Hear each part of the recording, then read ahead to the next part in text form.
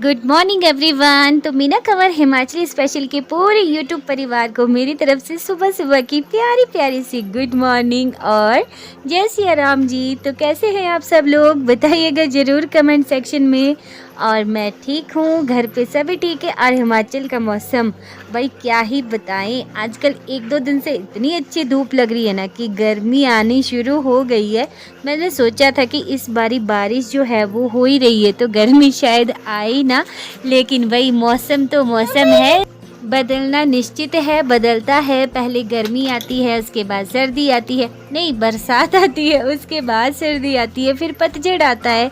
तो इस तरह से जो मौसम है बदलता रहता है और हमारा जीवन चक्र जो है ना वो भी इसी तरह से चलता रहता है। तो सबसे ज़रूरी बात, यहाँ पे मैं पोछा लगा रही हूँ, बाहर की जो मेरी बालकनी है या फिर आप इसको बरामदा भी बोल सकते हैं, इसमें लगा रही हूँ मैं। और जो वाइपर है ना, इसी में मैंने पोछे को फोल्ड कर दिया है, जो भी टॉवल वगैरह मेरे पास था। तो ये बड़ा धांसू तरीका है पोछा लगाने का, इससे बहुत जल्दी भी लगता है और हमें बैठ बैठ के नहीं लगाना पड़ता और कमर में दर्द भी नहीं होती है।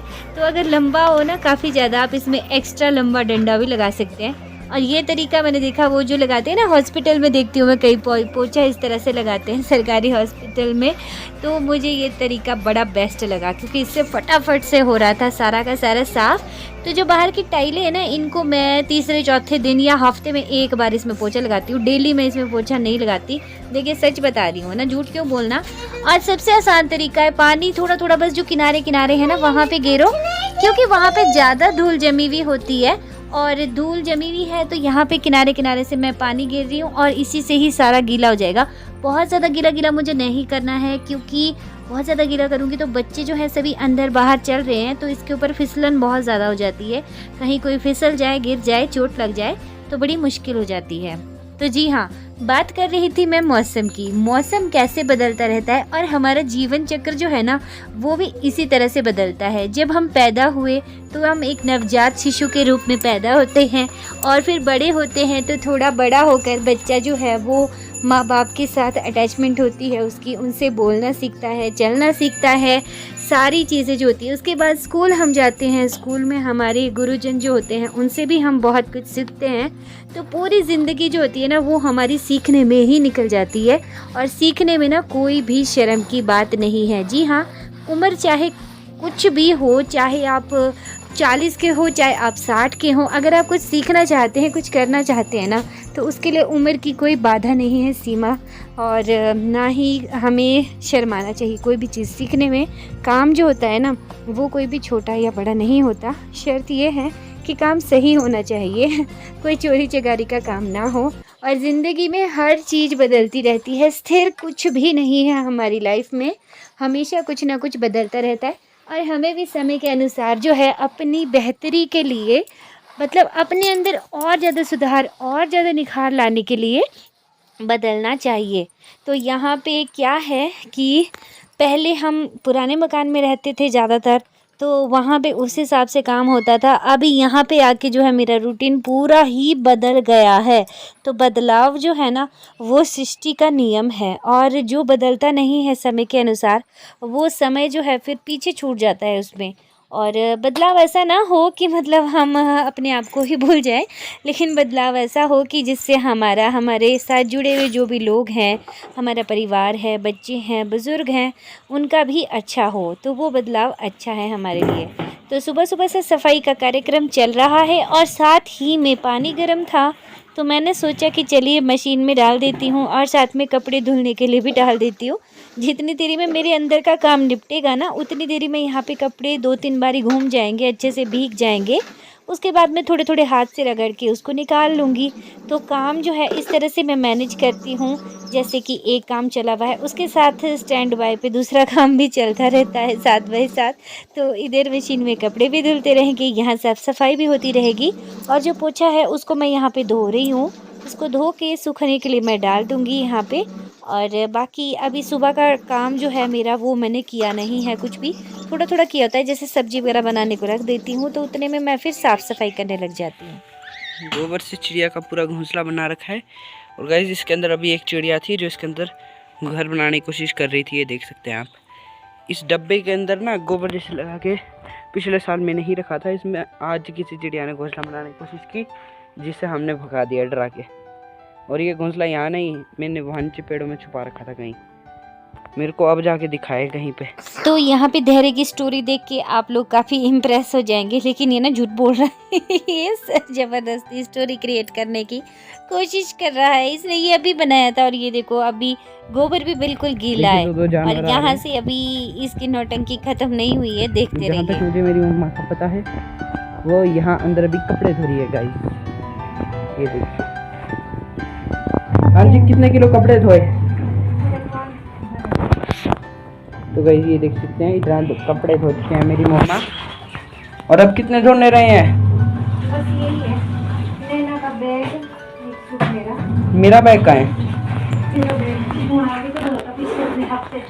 ठीक है, मेरे बैग तो ऐसे महीने में धुलता है। तो क्योंकि इस बारी ना सेकंड सैटरडे था, तो मैंने सेकंड सैटरडे को धो दिए थे नैना की ड्रेस के साथ बैग भी। और सारा धोने धाने के बाद मैं पहुंच गई खेत में, क्योंकि हमारे लगा हुआ है खेत में लहसुन निकालने का काम। और भाई पत्थर भी इससे ज़्यादा नरम होता होगा, सच्ची में इतना सख्त था ना ये। और जो हमने लगाए हुए थे ना निकालने वाले, वो भी बोल रहे थे कि दीदी बहुत ज़्यादा सख्त है। और मैं सोची थी कि सच्ची में यार सख्त है, इसको खिलने से निकालना तो बहुत मुश्किल काम है। और फिर हमने इसको खिलने से निकालना बंद कर दिया, क्योंकि बहुत ज़्यादा सख्त था ना। तो इसको निकाल निकाल तो लेते, लेकिन फिर खिलने के निशान लग के ना सारे के सारे लहसुन जो है वो ख़राब हो जाने थे। क्योंकि अभी क्या हुआ है ना कि हम भागवत के काम में ज़्यादातर बिज़ी रहे, और इसमें लास्ट जो गुड़ाई लगनी थी ना, वो गुड़ाई हमारी लगी ही नहीं। और उसके बाद फिर कूल नहीं लगी, पानी नहीं लगा मतलब अच्छे से, तो मिट्टी जो है वो काफ़ी सख्त हो गई है, बहुत ज़्यादा सख्त हो गई है। और सख्त मिट्टी में लहसुन जो है ना वो भी ज़्यादा अच्छा नहीं हुआ इस बार इसमें, क्योंकि सब कुछ जो होता है ना वो पाल से ही होता है, केयर से होता है।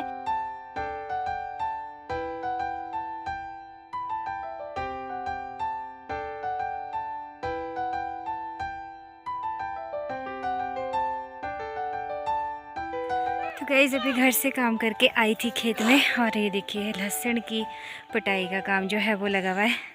लेकिन इतना सख्त है ना नीचे, बहुत ज़्यादा, खेलने से तो निकाला नहीं जा रहा। तो देखना पड़ेगा शायद कि इसको हमें कहीं हल लगा के ना निकालना पड़े। और जैसे लहसुन लगी ना पटने, और मुझको याद आया कि हमने अभी मेथी नहीं निकाली थी, जब धनिया निकाला था ना, तो मेथी जो है उस टाइम हरी थी। तो ये देखिए यहाँ पे मैं लगी हूँ मेथी निकालने, और थोड़ी सी थी यहाँ पे एक क्यारी, पर ये ना झड़ चुकी है पूरी। चलिए आपको दिखाती हूँ। तो ये देखिए यहाँ पे मैं आपको दाने दिखा रही हूँ मेथी के, जो सूख चुकी है ना, वो ना झड़ने भी लगी, देखो यहाँ पे। और मैंने सोचा कि लहसुन तो हो जाएगी, लेकिन इसको ले जाती हूँ निकाल के। और काफ़ी सारी तो क्या मतलब एक दो क्यारी में हमने थी लगाई हुई, अपना गुजारा जो है हमारा ना हो ही जाएगा थोड़ा बहुत इसमें। तो 2-3 किलो शायद निकल जाएगी, 2-3 किलो दाने इसमें हो जाएंगे। और मेथी जो है ना वो हमने काफ़ी सारी लगाई थी, लेकिन क्या करें, लगाई ऐसी जगह पे कि क्या बोलूँ आपको। अब ना मटर के खेत में लगवाई पतिदेव ने, मैंने लहसुन में लगवाने को दी थी। तो जो खुद लगाई थी ना मैंने यहाँ पे, वो लहसुन में लगाई थी, लेकिन उनके पास जो थी उन्होंने वो मटर में लगवा दी। और मटर जो है वो जल्दी निकल जाता है, मटर वाले खेत कभी खाली हो गए। तो जितनी ये यहाँ पे है ना, इससे 2-3 गुना जो थी वहाँ पे लगी हुई थी। और जब वो हरी निकाल के लाए ना घर को, हमने गाय को दी वो खाने को, तो इतना ज़्यादा दुख हुआ, बहुत ज़्यादा दुख हुआ। और मैंने उनसे कहा भी आपने मटर में क्यों लगाई, जब मैंने लहसुन में लगवाने को आपसे कहा था। तो उनको ना मतलब उन्होंने भी कहा, लेकिन हम जैसे जिनको दिया हुआ है ना हमने खेत में लगाने को, तो उन लोगों को पता नहीं लगा और उन्होंने उसमें लगा दिया। चलो क्या कर सकते।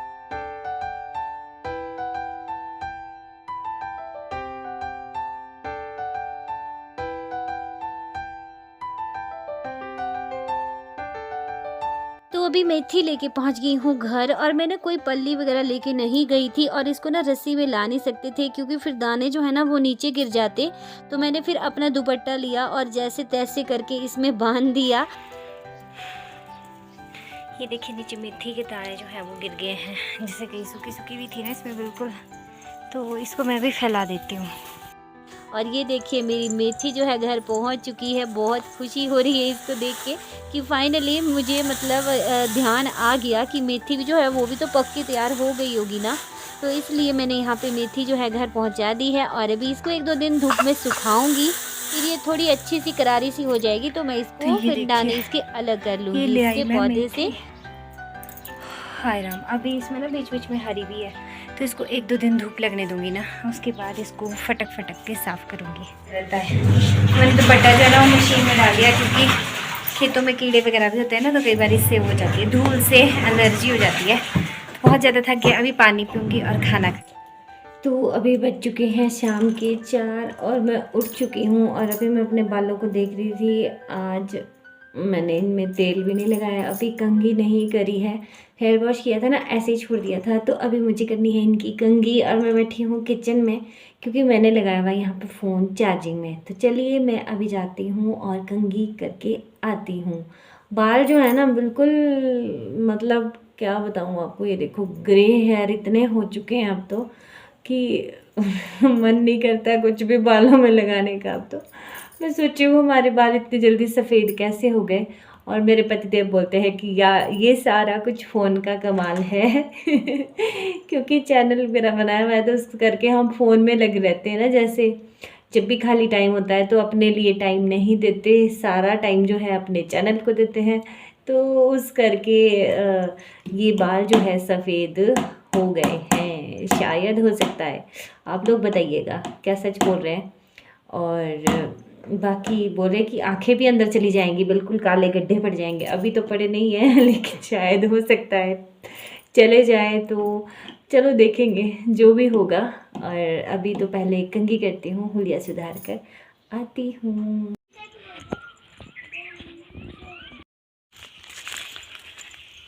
तो फ्रेंड्स, अभी मैं पहुँच चुकी हूँ हमारे बगीचे में, और बगीचे में आके ये देखिए चारों ओर हरियाली हरियाली, कितना प्यारा लगता है यहाँ पे। मैं आपसे कहती हूँ ना कि धूप जो है वो भी बहुत कम छूता है। तो चलिए आपको प्रकृति का नज़ारा दिखाते हैं।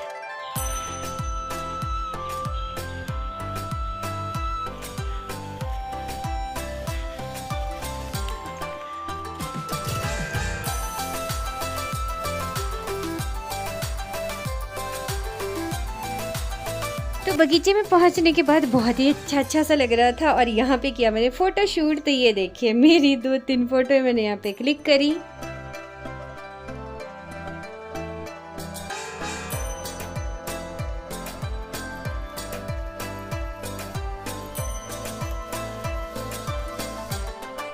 तो फ़ोटो शूट करने के बाद मुझे समझ में आया, मुझे ध्यान में आया कि भाई मैं किस काम से आई हूँ यहाँ पे। तो फटाफट से लग गई उस काम में, क्योंकि मुझे फटाफट से घर भी पहुँचना था। सार्थक जो है ना वो सोया हुआ था, तो सार्थक कभी भी उठ सकता है भाई, और वो फिर हमला कर देगा सबके ऊपर। वो सो के उठते देखता है ना कि मम्मा चली गई और मुझे नहीं उठाया, तो सबसे पहले हमला मेरे ही ऊपर हो जाता है। मुझे बोलता है आपने मुझे क्यों नहीं उठाया, आपने मुझे क्यों नहीं उठाया। तो यहाँ पे मैं समदा जो है वो लगी हूँ इकट्ठा करने, और इनको इकट्ठा करके फटाफट से घर की ओर दौड़ लगाऊंगी। तो आप लोगों को अगर मेरी वीडियो थोड़ी सी भी अच्छी लगी हो तो प्लीज़ वीडियो को लाइक कीजिएगा। चैनल पे फर्स्ट टाइम विजिट कर रहे हैं तो चैनल को सब्सक्राइब कीजिएगा। और ये देखिए जी मेरा गडका, मैं सिर पे गडका उठा के ले आई हूँ समधा का। और अगर मैं आप लोग ना वीडियो को लाइक कर देते हैं तो हमें अच्छा लगता है, उसका मिलता कुछ नहीं है। प्लीज़ प्लीज़ प्लीज़ आप लोगों से रिक्वेस्ट है, लाइक ज़रूर से कर दिया कीजिए। इतनी हरी भरी वादियाँ आपको दिखाती हूँ। और यहाँ पे ना मैंने आपको केलों का पेड़ दिखाया है, केलों का पेड़ मतलब देवदार का पेड़। और वापस पहुँच के देखिए बच्चे वहीं ट्यूशन पढ़ रहे हैं, मैं समझा लेके भी आ गई। लेकिन अभी मैं यहाँ पे कुंबर जो हैं उनको निकाल रही हूँ। अरे ये कुंबर किसी भी मौसम में ख़त्म ही नहीं होते, हर मौसम में रहते हैं ये कुंबर। तो अगर बाहर कुछ भी लेने जाते हैं ना तो कुंबर साथ में आ जाते हैं, सौगात। तो इनको यहाँ पे निकाल रही हूँ। और ये देखिए आपको दिखाने नज़दीक से, आपको लग रहा होगा ना ऐसे ही बोल रही है। तो सारे में कुंबर ही कुंबर लगे, इसको निकालने में भी टाइम लग जाता है। और मैं उसके बाद चली गई थी अपनी गाय को देखने, क्योंकि अभी मुझे गाय के पास आना था काम करने। तो चलिए आज के ब्लॉग का एंड यहीं पे कर रही हूँ, मिलूंगी एक और नए ब्लॉग में। जय सिया राम।